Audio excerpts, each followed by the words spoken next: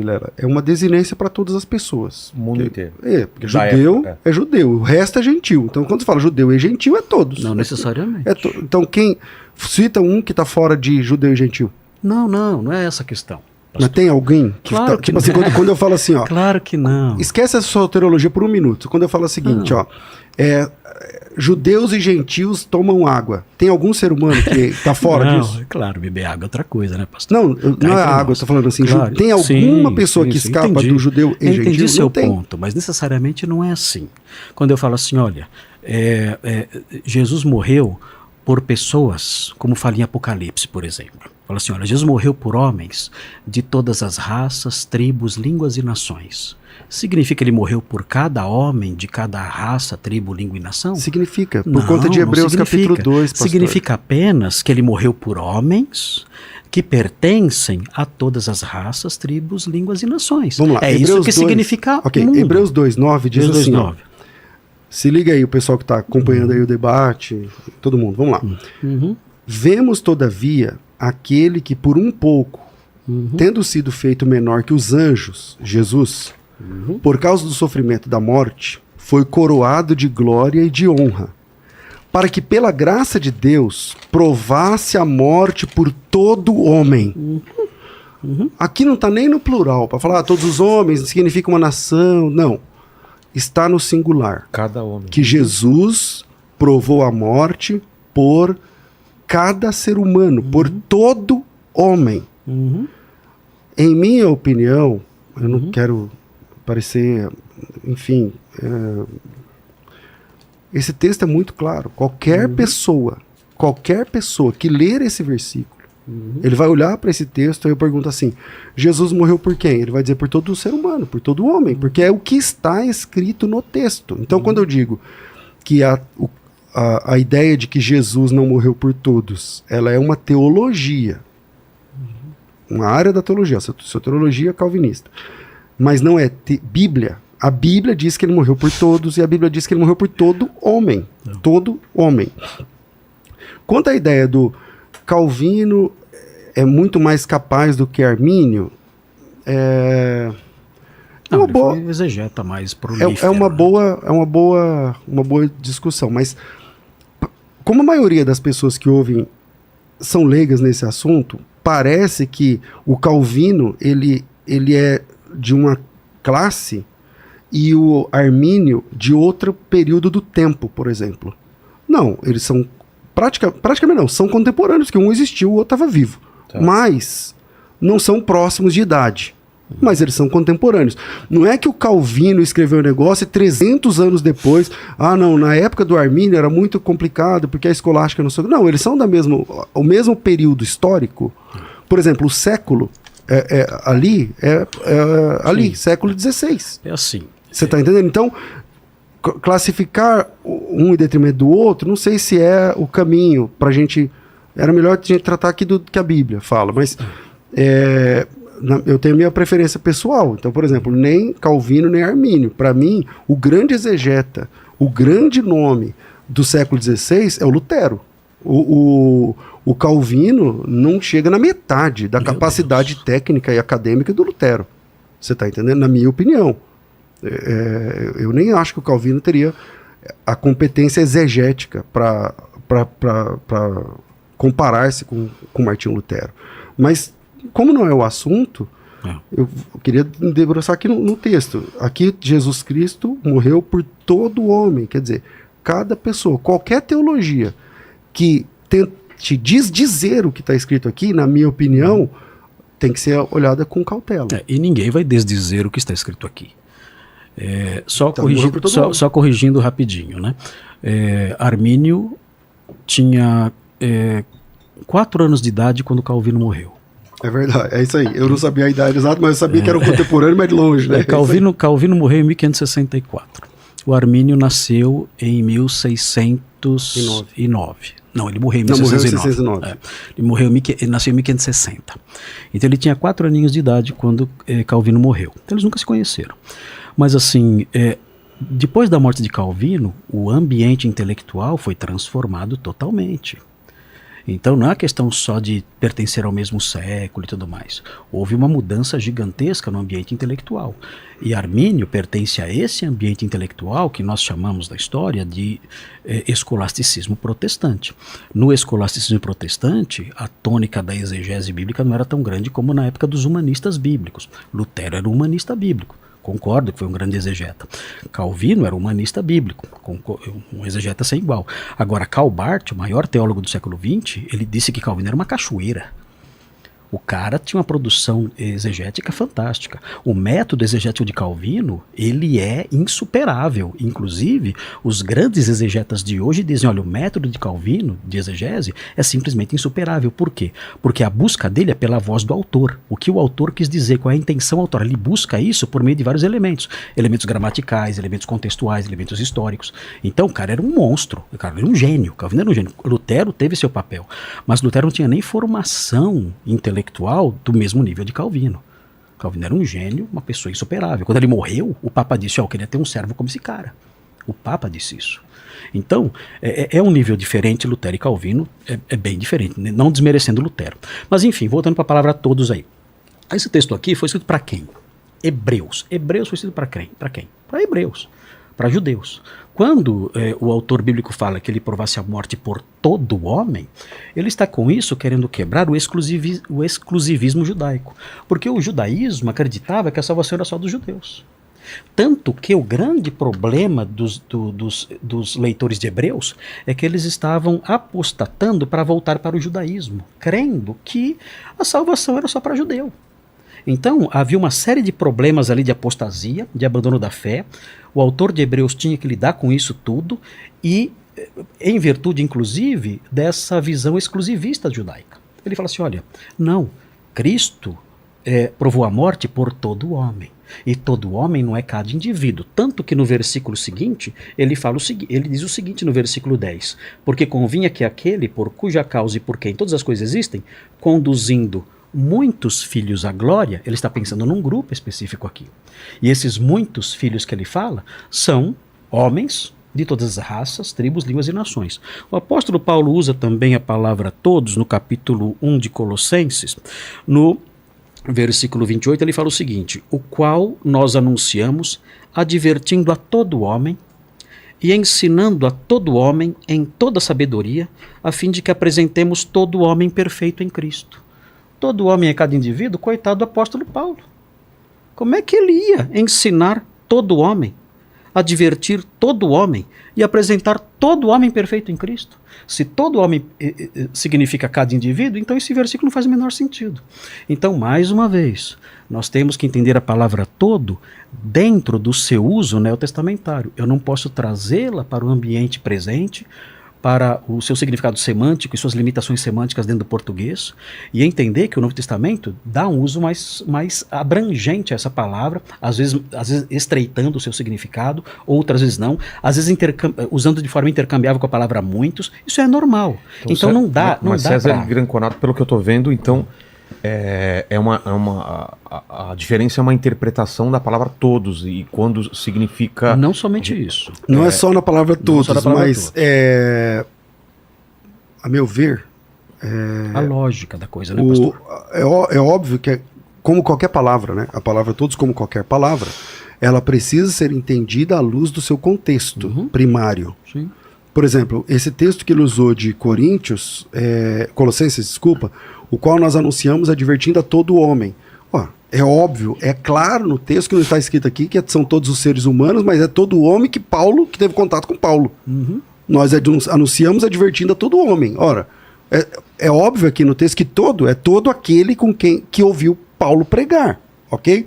Mas o texto que eu mencionei aqui há pouco, lá em Hebreus, ele é muito claro, pastor. Ele é muito claro. Por quê?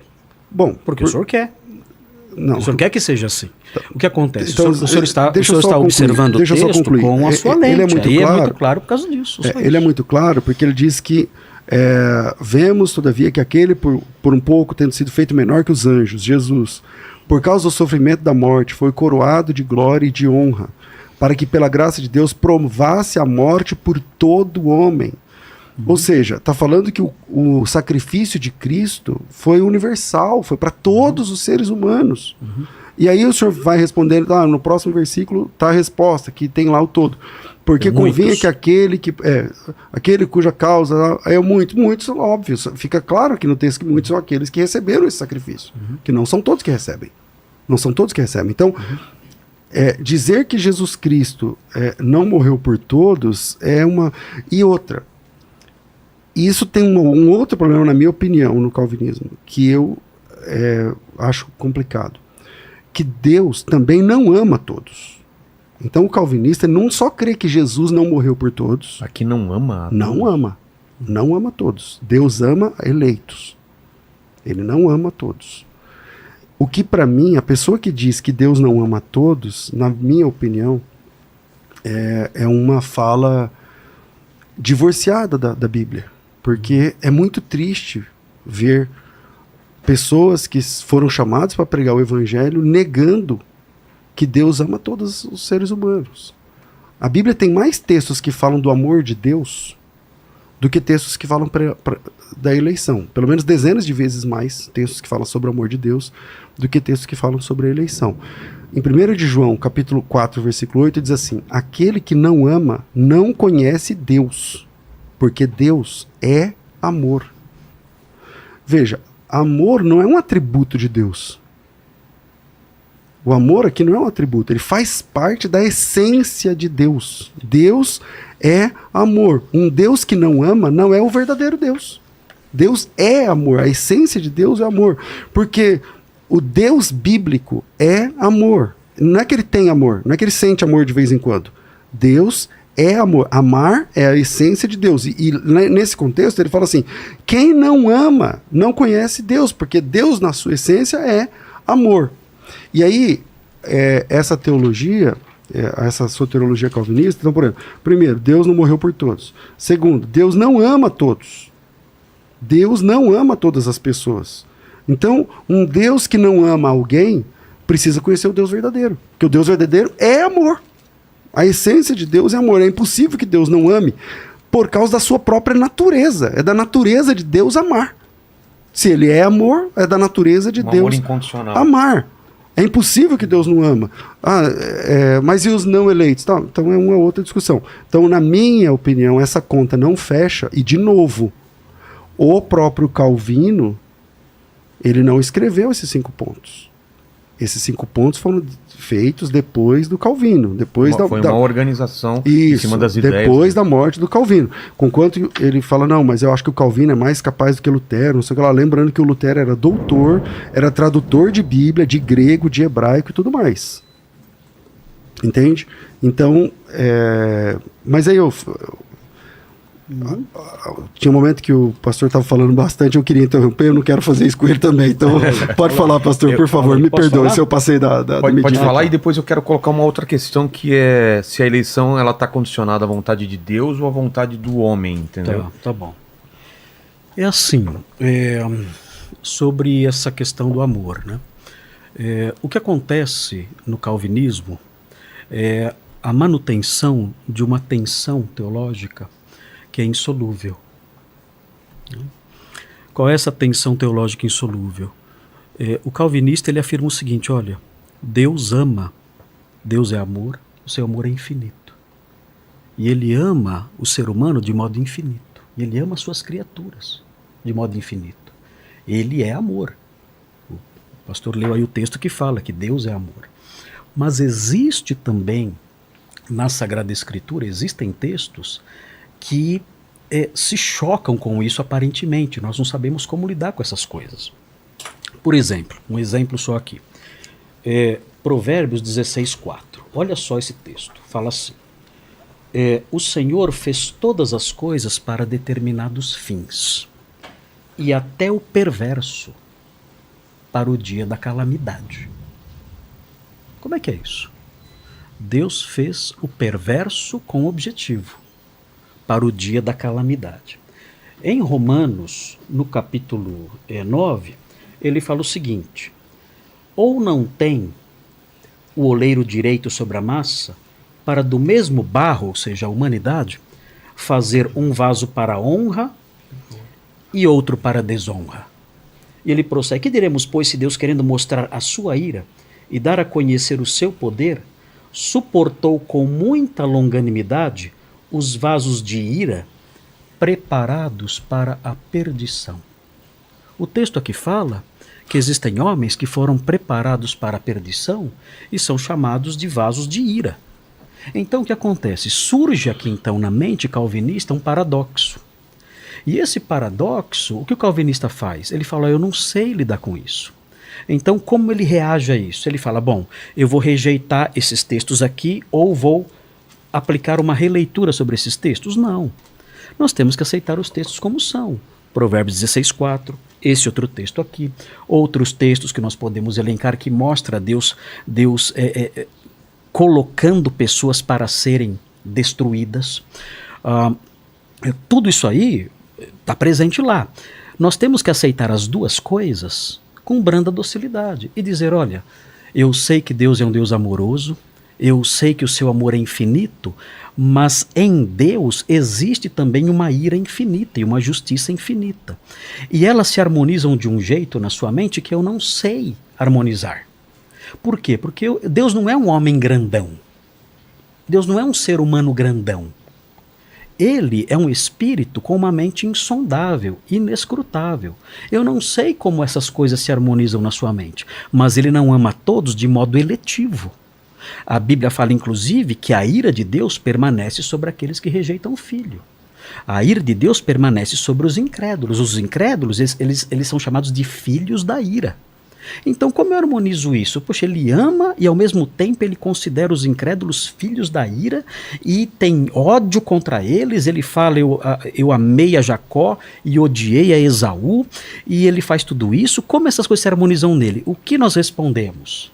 Nós respondemos: olha, essas coisas se harmonizam em Deus, mas ele não revelou a nós como elas se harmonizam, mas as duas são verdadeiras. O arminianismo, ele tira um lado, ele fala: não, esse lado aqui tem que ser reinterpretado para se ajustar à questão do Deus amoroso. Nós entendemos que isso é uma forma desonesta, desculpe, pastor, uma forma inadequada, de tratar o texto bíblico. O texto bíblico fala: Deus fez vasos para a ira, Deus fez homens preparados para a perdição, Deus tem aquelas pessoas que ele preparou para serem condenadas, Deus fez pessoas assim. E ao mesmo tempo fala que Deus é amor. Como eu harmonizo essas coisas? Eu não sei. Eu sei que elas se harmonizam na mente insondável de Deus. E quando eu vejo essa insondabilidade, eu não posso ficar inconformado. Eu tenho que adorá-lo. Senhor, a sua mente é muito maior do que a minha. Eu sei que tudo isso no Senhor é santo. A sua ira é santa, o seu amor é santo, e ambos são infinitos e verdadeiros. É assim que eu tenho que interpretar essas situações. É o paradoxo, é a tensão. Se eu quiser eliminar a tensão, eu vou só escolher alguns versículos docinhos, os versículos que é o chantilly do café, né? Eu só tomo o chantilly do café e não tomo café amargo. Eu tenho que tomar o café da teologia, ele é um café com chantilly. Tem os versículos doces e tem o café amargo. Eu tenho que tomar o café inteiro. Agora eu pegar só o chantilly e tomar, e beber e deixo o café amargo para lá, não. Bebo o café todo. Deus é amoroso infinitamente, mas a Bíblia fala também dos vasos de ira preparados para a perdição, do perverso para o dia da calamidade. Fala que Deus fez essas pessoas para a sua justiça, que eles estão debaixo da sua ira, fala tudo isso. Essas coisas se harmonizam nele. Como? Nós não sabemos. A sua mente é insondável, é inescrutável. Paulo ficou admirado diante disso, temos que ficar admirados também. Você ia fazer uma pergunta? Posso falar? É que a minha eu acho que vai sair do tema, não vai? Não sei. É aquela sobre... Não dá pau. Completa primeiro, depois eu faço. Então, vamos lá. Por algum motivo, os irmãos estão entendendo, alguns irmãos entendem, parece que é o caso do pastor Granconato, que ira é um antônimo de amor, mas não é. Ira não é um antônimo de amor. Qualquer pessoa que ama fica irada. E isso não faz com que ela deixe de amar. Entende? Então, o problema que eu entendo aí, quando ele diz assim, os arminianos... Olha, eu não sou arminiano, no sentido de que eu abraço tudo que o Armínio falou. E quem me conhece sabe disso, eu falo isso abertamente há muito tempo. Agora, dizer que os arminianos, eles tiram alguma coisa seletivamente, ele até falou, depois ele consertou falando que era uma desonestidade, depois falou uma palavra mais suave, mas que diz a mesma coisa. O calvinismo faz isso, na verdade, entendeu? Ele aleja o texto de algumas coisas, tipo, não vamos tratar esse assunto, e o assunto tá lá, meu irmão. O assunto tá lá. Qual, por exemplo? Que Jesus morreu por todos, por exemplo. Que Jesus ama, que Jesus ama a todos, né? E agora, do amor, a ira, ela não é antônimo de amor. A ira não é o contrário do amor. Uma pessoa que ama também fica irada. E isso não faz com que ela deixe de amar enquanto ela está irada. Por exemplo, você pode ficar... o apóstolo Paulo fala para os pais não se irar, não provocar ira aos filhos e tal, tudo mais. Significa que aquele filho deixa de amar, ou o pai deixa de amar? Não, não significa. Entende? Deus, ele vai julgar os ímpios. Jesus, quando voltar, ele vai ter a batalha do Armagedon e tal, tudo mais, mas porque esses ímpios, eles rejeitaram Jesus Cristo. O amor de Jesus Cristo, que era, até naquele dia que ele voltar, porque aquele é o último dia, incondicional, real, verdadeiro. Pastor, isso é por isso essas pessoas, eu só concluo, por isso essas pessoas serão julgadas e castigadas. Aliás, o amor é colocado pelo calvinismo como sendo um contraponto da ira, né? Ira de um lado, que se Deus é amor, como ele fica irado? Como assim? Não podia. E tal. O amor que Deus tem por nós é incondicional. E quando perguntaram para Jesus o que eu hei de fazer para herdar a vida eterna, um dos fariseus, ele disse: ame Deus. Ame Deus sobre todas as coisas. Que é um outro ponto que o calvinismo vê algum tipo de problema, porque o calvinismo não admite que o homem tem escolha. Então, primeiro, elencando aqui os problemas que eu acho, embora eu entenda que o Calvino tem uma grande contribuição para o mundo cristão, muita coisa que ele escreveu, porque muito do que ele escreveu nem é sobre soteriologia, mas é, como ele disse, estudos, livro por livro da Bíblia e tal, tudo mais, beleza. Ele faltou terminar o Apocalipse, que eu queria muito, porque eu sou pós, mas é um outro assunto aí. Conquanto o calvinismo diga que Deus ama, mas a ira meio que atrapalha esse amor, por outro lado, ele diz também que o ser humano não tem livre-arbítrio para amar Deus. E isso para mim é um outro problema, porque o amor pressupõe livre-arbítrio. Eu só posso amar se eu tiver liberdade. Eu não posso obrigar o Senhor a me amar. Se eu for uma pessoa poderosa, eu posso obrigar o Senhor a se comportar como alguém que me ame. Isso pode acontecer. Mas me amar é uma escolha sua, sempre. Então, quando ele perguntou para Jesus o que eu faço para herdar a vida eterna, ele disse: ame Deus. Então, esse amor, em minha opinião, já pressupõe uma certa liberdade, trocando um pouco de assunto, senão não sai daqui esse assunto. Não, é rapidinho só, é um joguinho de palavras, né? A ira não é isso e tal, tudo mais. É assim, na Bíblia, essas coisas, elas não são meramente sentimentos. Quando fala amar na Bíblia, né, isso implica em ações. E a ira também. A ira implica em ações, não é só meramente um sentimento que o pai tem pelo filho, ou o filho tem pelo pai, não é isso. São coisas práticas. Quando fala eu amei Jacó e odiei Esaú, ele quer dizer eu rejeitei Esaú. É algo prático. Então, quando falamos que estão debaixo da sua ira, isso significa que eles estão debaixo da punição de Deus e é algo severo mesmo. E o que o pastor disse aí até ilustra, em certa medida, a realidade de Deus. Assim como nós podemos nutrir no nosso coração amor e ira, Deus faz isso também de uma forma que nós não conseguimos harmonizar. Tem textos que falam isso claramente aqui sobre o amor de Deus não ser dirigido a todos. Por exemplo, 1 de Pedro 2. Deixa eu ver aqui, eu anotei aqui. 1 de Pedro 2. Não é o 2,4. Puxa vida, eu me distraí aqui. Deixa Deixa eu só achar aqui rapidinho, desculpe aí. Não, tranquilo. Enquanto Vivian, isso, vai lá vendo. Paquito, como que tá o chat aí? Tem algumas dúvidas em relação ao que a gente tá tá aqui. falando? Tem, ó, vamos lá. Tentar pegar uma mais no tema aqui. O pastor Flávio Costa, ele mandou uma pergunta aqui pro César. Ele falou, se Jesus morreu por todos os homens, Deus não estaria punindo o pecado 2 vezes ao condenar o descrente? Não, Jesus morreu na cruz por todos os homens, esse é o ato da graça. Ali Deus não está condenando as pessoas, pelo contrário, está salvando, está oferecendo salvação. Tito 2,11 diz assim, ó, a graça de Deus se manifestou trazendo salvação a todos os homens. A graça de Deus se manifestou trazendo, ofertando, oferecendo salvação a todos os homens. Aqueles que creem são salvos, aqueles que permanecem são salvos. Aqueles que são eleitos, aqueles que não creem, então são condenados. Mas o amor de Deus é verdadeiro, a proposta de Deus é honesta para todos os homens. Quando ele fala para pregar o evangelho a toda criatura, é verdade, ele não diz para pregar somente para os eleitos, ou sai descobrindo quem são os eleitos, começa a ensinar essa questão de eleição. Não, ele não diz isso.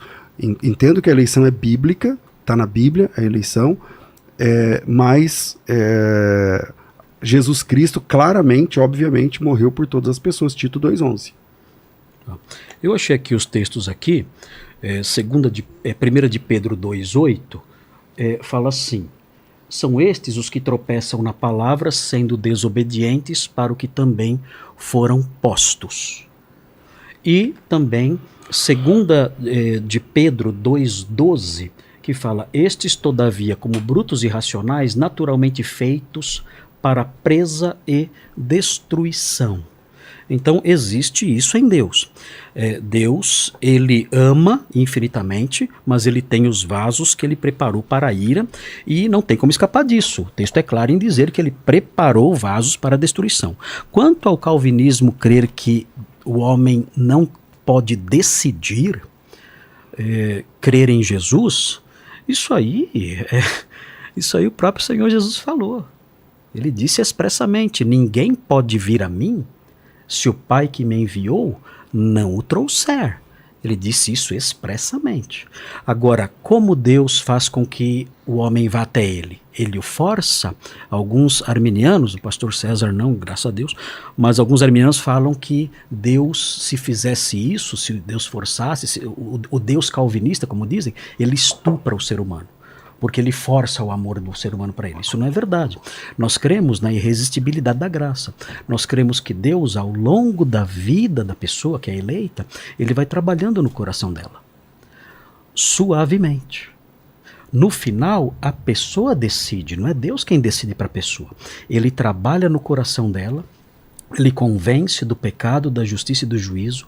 O Espírito Santo vai mostrando para a pessoa sua condição, vai influenciando a pessoa com docilidade e paciência, e um dia, lá na frente, sei lá, depois de quanto tempo, cada um tem a sua história, a pessoa decide crer em Cristo, por causa do convencimento de Deus. A grande pergunta não é essa, é claro que eu aceitei a Cristo porque eu quis.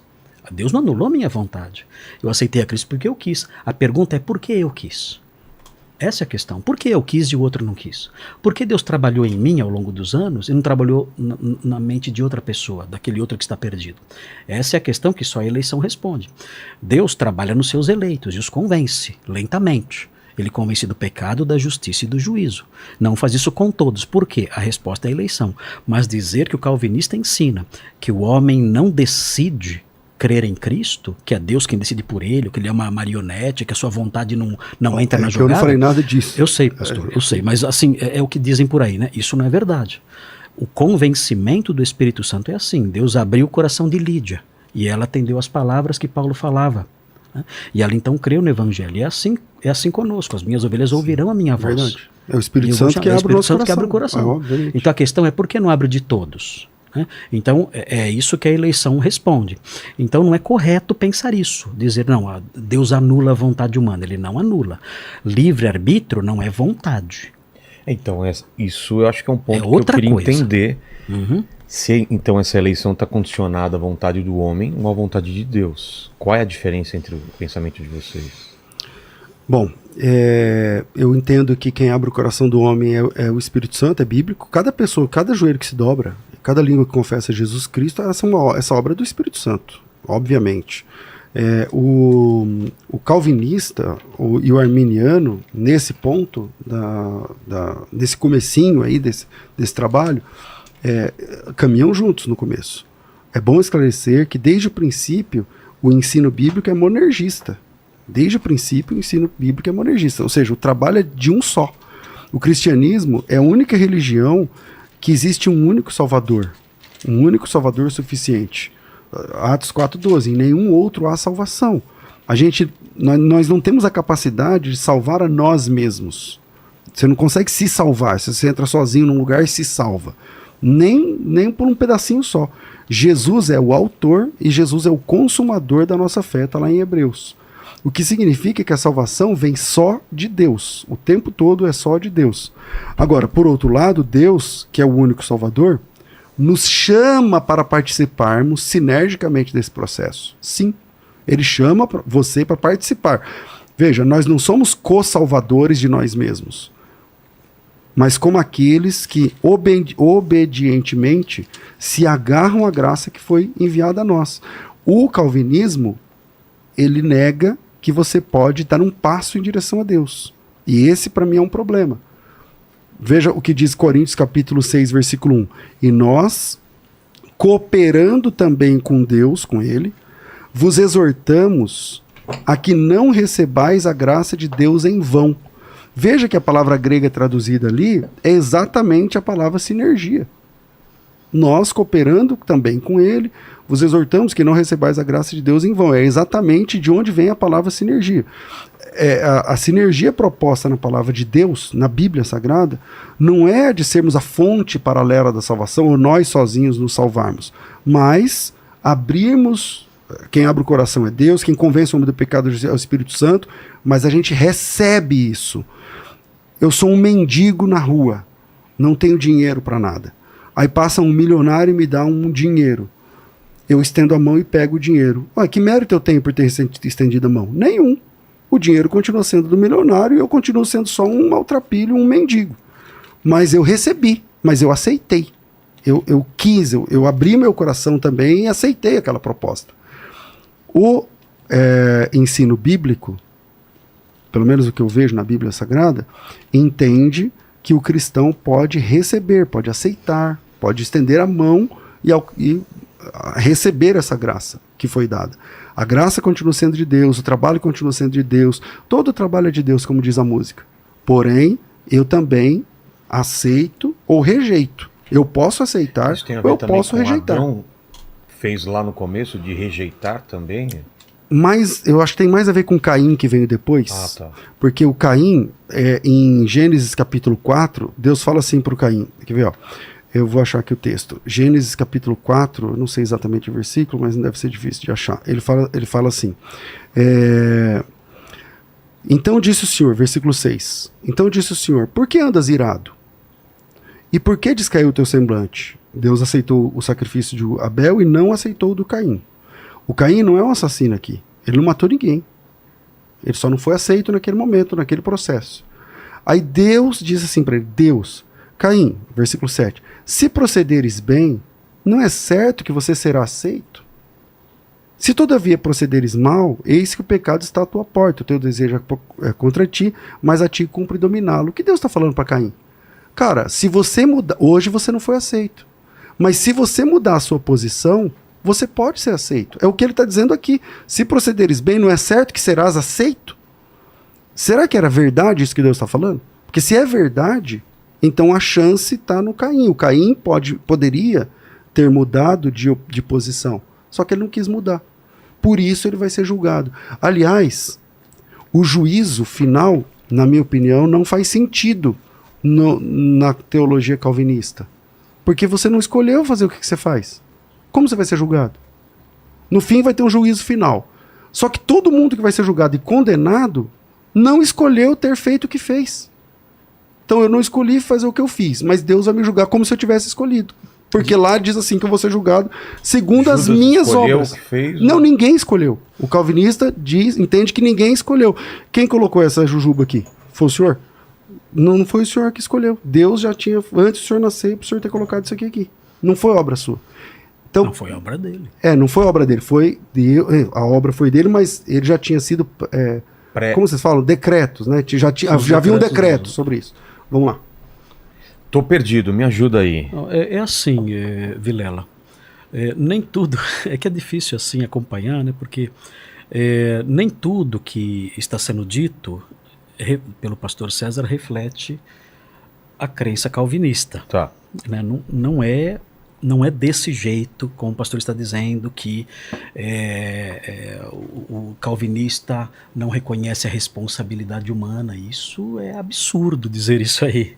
O calvinista, ele ensina que o homem é responsável. O que o calvinista diz, pastor? É que eu não disse que o senhor... Então, tá tendo problema do que eu falo que o senhor ouve. Eu não disse em momento nenhum que o calvinista não reconhece a não com essas palavras, não com essas palavras. Mas o que eu estou dizendo é que vocês entendem que o homem não tem a livre-arbítrio. teologia calvinista não faz sentido no juízo final, porque o homem não é responsável por nada, é Deus quem faz tudo. Ele é um boneco. Ele é um boneco. Então não é isso que nós ensinamos, pastor.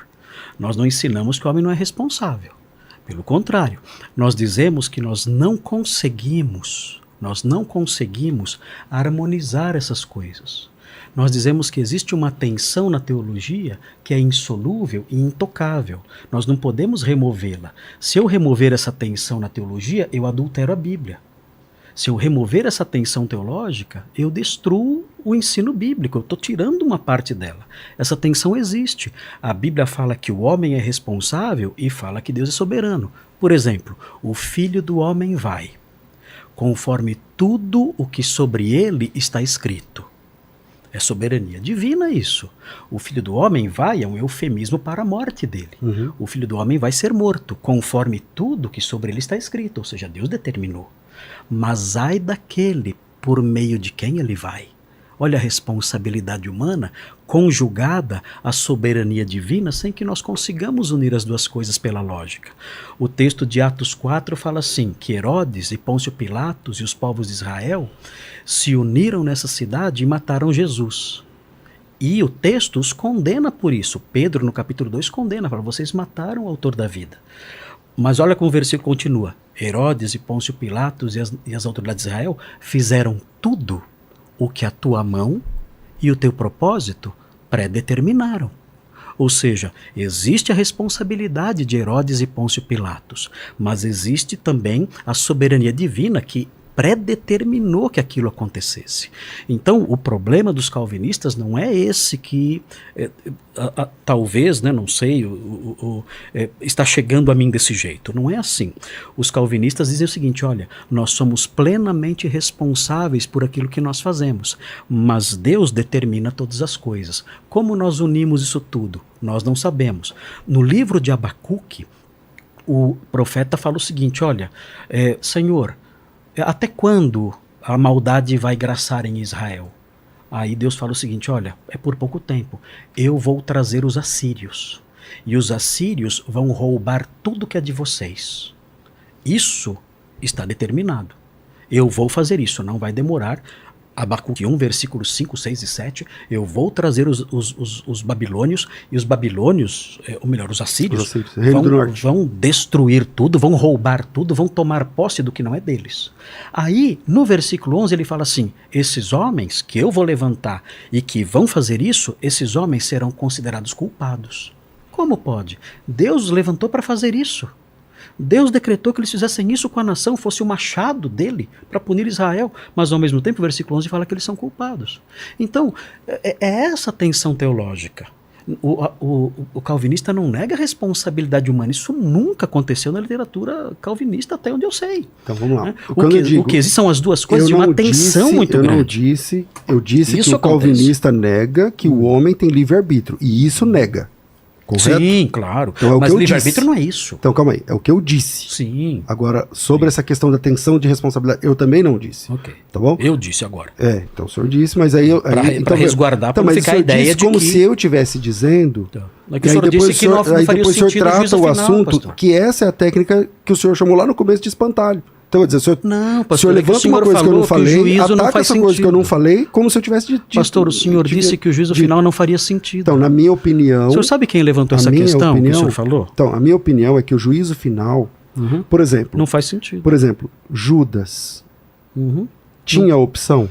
Não. Ok, Ele é o filho da perdição. ok, Ele cumpriu a escritura. ok. No juízo final... Aliás, antes do juízo final, lá em Atos capítulo 1, o Matias foi escolhido no lugar de Judas. O Judas foi substituído por Matias por quê? Porque ele caiu ou porque ele morreu? Pelas duas coisas. Ele caiu e morreu. Não é por uma coisa só. Qual foi então? Porque ele caiu. Tá, pode Porque se fosse uma coisa porque leva a outra. Né? Não leva. É que a Porque queda assim- levou à morte Não, também. não. Então ele tinha que ser substituído. Mas tudo Pastor, bem. foi o contrário. Tá, tudo bem. Então, é que assim, essa pergunta é importante. Tá, então vamos então, lá. vai em frente. Por que ela é importante? Porque no Atos capítulo 12 tem outro apóstolo que morre, que é o Tiago. O Tiago é substituído, pastor? Não. Claro que não. Então o Judas não foi substituído porque ele ele caiu. morreu. Tá. Apenas porque ele caiu. Ok. Se ele caiu, então quer dizer que ele teve uma condição e perdeu. Sim. Senão ele não precisava ser substituído. Sim, claro. E o calvinismo entende assim? Que o Judas perdeu? Sim, ele era um apóstolo e... Então o senhor, na última letrinha da tulipe, o senhor não você assina. tá falando sobre perder salvação. Mudou de assunto. Ele perdeu. Agora. Tá bom. Esse assunto, então a gente vai falar daqui a pouquinho. Mas, Eu sobre perder a salvação. Eu queria entender isso. Judas, então, ele não tem culpa, ele foi programado para fazer o que ele foi, aí que tá. Ele não tinha opção de não fazer Aí isso. que tá, ele tem culpa. Ele tem culpa e ao mesmo tempo Deus estabeleceu que ele fizesse. É essa a tensão. Ah, meu Deus, Não, isso é não, difícil de mas entender. olha como é difícil de entender. Tá. Quer ver? Olha como é difícil de entender. Ele tinha a opção de não entregar Jesus. Mas ele foi colocado para isso. Ele foi predestinado para isso. Então não havia como ele mudar a história dele. Mas ao mesmo tempo ele é culpado. Agora, isso aí é interessante, porque esse dilema, Vilela, é o dilema que o apóstolo Paulo coloca em Romanos 9, que é o famoso Romanos 9 dos calvinistas que vivem brigando com os arminianos. Tá. Que ele fala o seguinte, olha só, versículo 18, logo tem ele misericórdia de quem quer, Deus tem misericórdia de quem quer, e também endurece a quem lhe apraz. Aí, o que acontece? Nesse momento do capítulo, o apóstolo Paulo fala assim, ele cria um interlocutor. Esse interlocutor é você. Então o que acontece? Você fala assim para o apóstolo Paulo, peraí, se ele então determina tudo, ele endurece quem ele quer, ele tem misericórdia de quem quer, de que se queixa ele ainda? Como ele pode julgar as pessoas? Como ele pode condenar as pessoas? O texto fala assim, ó, tu porém me dirás, de que se queixa ele ainda? Então por que ele reclama quando alguém desobedece? E ele fala, pois quem jamais resistiu à sua vontade? Não dá para você mudar o que ele decretou, que era a vontade decretiva dele. Por que então Deus reclama, condena, ataca o ímpio, se foi ele que determinou essas coisas? Ele que endureceu o coração, ele que teve misericórdia de quem ele quis, endureceu quem ele quis. Então esse interlocutor imaginário somos nós. Eu estou aqui nessa pergunta. O pastor está aqui. O pastor fez essa pergunta há pouco tempo atrás. Como é que Deus então vai julgar? Como é que então Deus vai trazer o juízo final se as pessoas não têm culpa do que fizeram? Que elas são condicionadas. Exatamente. Essa é a pergunta de Romanos 9,19. Agora, quando chegamos nesse ponto aqui, a gente pensa, legal, agora Paulo vai responder e vai resolver a questão. Exato. Pô, beleza, eu preciso dessa resposta. Você precisa, o pastor está incomodado, eu estou incomodado, você está incomodado, o telespectador aí, a pessoa que está ouvindo, participando, está incomodado. Agora, olha o que Paulo responde. Olha a resposta do apóstolo Paulo, Vilela. Quem és tu, homem, para discutires com Deus? Pô, ele não responde. Ele dá uma bronca na gente. Ele dá uma bronca no pastor, dá uma bronca em você, dá uma bronca em mim. Ele fala, quem és tu, homem, para discutires com Deus? Porventura pode o objeto perguntar a quem o fez, por que me fizeste assim? Ou não tem moleiro direito sobre a massa para fazer um vaso para honra e outro para desonra? Ele dá uma bronca na gente. E fala assim, ó, amigo, isso não é da sua conta. Isso não é da sua conta. Essa pergunta, a resposta eu não vou te dar. É isso que nós calvinistas queremos ensinar para as pessoas. Existe uma tensão na Bíblia que nem Paulo responde. É isso, pastor, que é a questão aqui. Eu sei da dificuldade, eu não sou louco. Eu tenho um cérebro. O pastor tem um cérebro. Peraí, mas não faz sentido. Não está batendo, não está fechando. Como é que ele condena Judas se ele preordenou o que Judas ia fazer? Como é que ele condena Herodes e Pôncio Pilatos se em Atos 4... o texto diz que eles fizeram tudo que a tua mão e o teu propósito predeterminaram. Como é que ele condena os assírios se ele levantou os assírios e depois fala que eles são culpados? Não faz sentido isso. Essas questões são desse cara aqui do versículo 19. E a resposta de Paulo é a seguinte: quem és tu para discutir isso com Deus? Então, fazer o quê? essa mesma... O que eu vou fazer? Vou criar uma resposta? Se ele fala para não discutir com Deus, eu vou discutir? Essa mesma piedade, essa mesma abordagem poderia ser também então tomada nessas outras coisas que nós levantamos. Que Deus não morreu por todos quando a Bíblia diz que morreu. Então é melhor falar assim, também não sei. E quando o homem tem liberdade, quando a Bíblia diz que tem coisas que vai ser, tem coisas que ela não responde. É também mais fácil dizer assim, também não sei. Isso se aplica a coisa... Isso que eu falei se aplica àquilo que ele não revelou. Ok. Mas... aquilo que ele revelou eu sei. As então, coisas encobertas estão para ele. As reveladas são para nós. Então, Deuteronômio 29. Pastor, aquilo que ele revelou e que eu citei aqui agora há pouco sobre Jesus morreu por todas as pessoas, eu citei 2 ou 3 versículos, mas o senhor sabe que tem muitos. Vez após vez. Após vez, eu posso ficar citando outros textos. Entende? Então, é melhor dizer, também não sabemos isso, também não entramos nessa questão. Essas questões são reveladas, pastor. Olha, deixa eu dar um exemplo aqui que não vai fazer sentido. Quer ver? Tá. Eu vou mostrar uma coisa que não vai fazer sentido. Olha só o que acontece em Atos 27. Isso se chama Paquito para mim. Paquito, eu olho para ele e não faz sentido.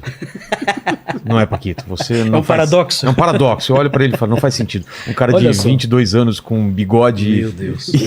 Realmente ele é o paradoxo vivo, né? Agora, note aqui. Tô brincando com você, nem te conheço direito, hein, cara. Não, relaxa, tá acostumado. Tá calvo e cabeludo ao mesmo tempo. Aliás, estão reclamando de um calvinista que não é calvo, né? O pessoal tava falando que hipocrisia é essa, eu aqui calvo, mas eu vou chegar lá. E o arminiano é calvo, tá vendo só como que é? Enfim, a hipocrisia, né? Isso é ironia, né? Isso é ironia divina. Olha só que interessante aqui, eu quero só mostrar isso aqui para um exemplo facinho. Um exemplo facinho aqui, para a gente ver como é que lida com isso aqui. Olha só, o apóstolo Paulo se envolveu num naufrágio quando estava sendo levado para Roma. O navio afundou.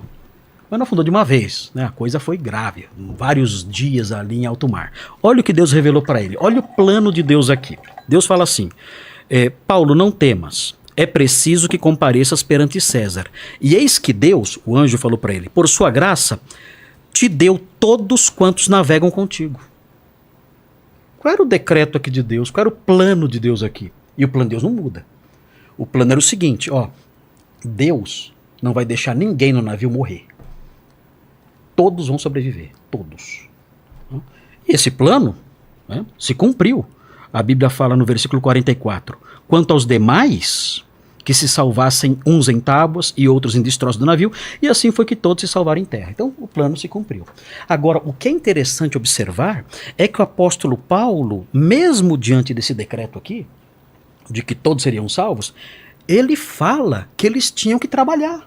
Eles eram responsáveis por tomar medidas para que o navio, para que eles sobrevivessem. Olha o que ele fala, quando ele viu que os marinheiros iam fugir, e não ia ter ninguém com expertise para dominar a questão, o navio naquela hora de naufrágio. Olha o que ele fala. Disse Paulo ao centurião e aos soldados, se estes não permanecerem a bordo, vós não podereis salvar-vos. Como não?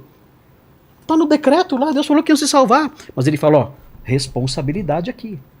Se os marinheiros não permanecerem usando a sua expertise para manter aí as coisas como devem ser, vocês não vão conseguir se salvar.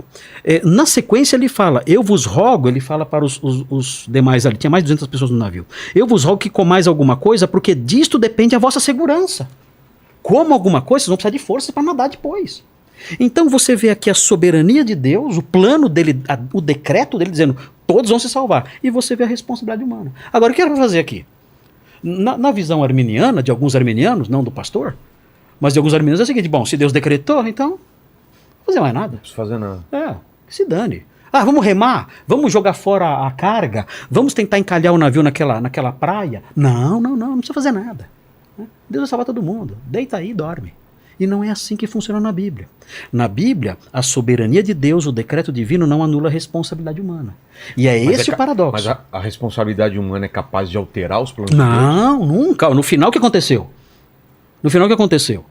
Todos foram salvos. Então não adianta o que eles façam, Não adianta. O resultado vai ser o mesmo. Vai ser o mesmo. Mas é assim. Se eles não fizerem, o resultado vai ser o mesmo. Então, Mas a culpa é deles. Por não fazerem. é complicado. É aquela história, de que se queixa ele ainda? É a lógica, né? A gente tenta interpretar a coisa na lógica. Não está fechando. Aí Paulo vem e fala, de que se queixa ele ainda? E a resposta de Paulo é, quem és tu para discutir isso com Deus? Deus, ele faz assim. E a gente não entende a sua mente. No final, Paulo falou a profundidade da riqueza. Tanto do conhecimento, tanto como dos caminhos de Deus. Seus pensamentos são inescrutáveis. É impossível entender a sua mente. Bom, a história bíblica, a história da igreja, por exemplo, sempre defendeu que, desde a patrística, enfim, sempre defendeu a responsabilidade humana, que eu entendo que o calvinismo também defende. Eu não disse aqui o contrário, porém, a defesa do calvinismo contra a responsabilidade humana eu não sei como funciona. Isso. É sempre isso. Eu não sei isso. como funciona. É isso aí. Porque Paulo E fala isso. E essa questão da responsabilidade humana, ela é clara na Bíblia Sagrada o tempo inteiro. O tempo inteiro. Sim. Veja, Deus, ele fala, por exemplo, para lá em, eu acho que Êxodo, falando para os na época lá, hebreus, falando a respeito de se vocês têm que obedecer, você tem que seguir, e depois ele destrói aqueles que não obedecem, sepultados no deserto, conforme lá na primeira carta de Paulo aos Coríntios, no capítulo de número 10.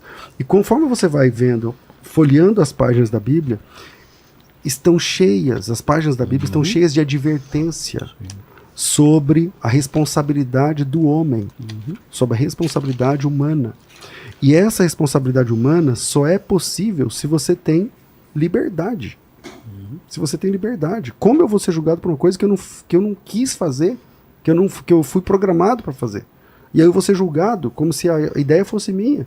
Se eu nasci para fazer aquilo. Entende? Então, essa tensão, que eu sei que o calvinismo reconhece essa tensão, fala que nós não temos resposta para isso e tal, mas a Bíblia apresenta, era mais fácil, na minha opinião, com todo respeito, o calvinista dizer assim, é verdade, o homem não apenas é responsável, mas ele tem a sua própria vontade, porque isso Mas ele fecha. tem. Então, ele tem liberdade?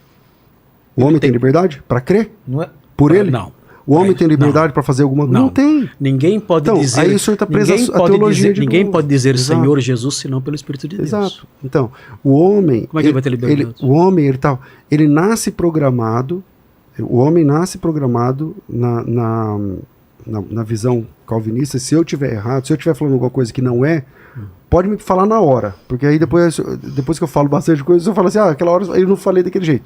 Então, o calvinismo entende que o homem não tem livre-arbítrio. Não tem.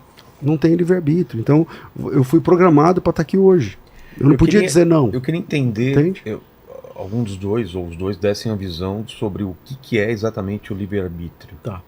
Eu posso explicar. Tá. É assim, só que antes, deixa eu falar uma coisinha aqui. O pastor falou sobre o povo, né, de Israel e tal, que Deus condenou porque esse povo foi desobediente e tal. Quando Moisés falou com esse povo em Deuteronômio 29, versículo 4, ele fala assim, porém o Senhor não vos deu coração para entender, nem olhos para ver, nem ouvidos para ouvir até o dia de hoje. Por que eles tinham sido desobedientes? Porém o Senhor não vos deu coração para entender, nem olhos para ver, nem ouvidos para ouvir, até o dia de hoje. Estranho. Não é estranho não, pastor. Não é aqui- estranho não. É assim, ó, esse Não? texto, não, Ok. não. Esse texto, ele está falando do endurecimento de coração que Deus deu aos judeus para a plenitude dos gentios, conforme o senhor sabe. Não. Plenitude dos gentios? Como É? assim?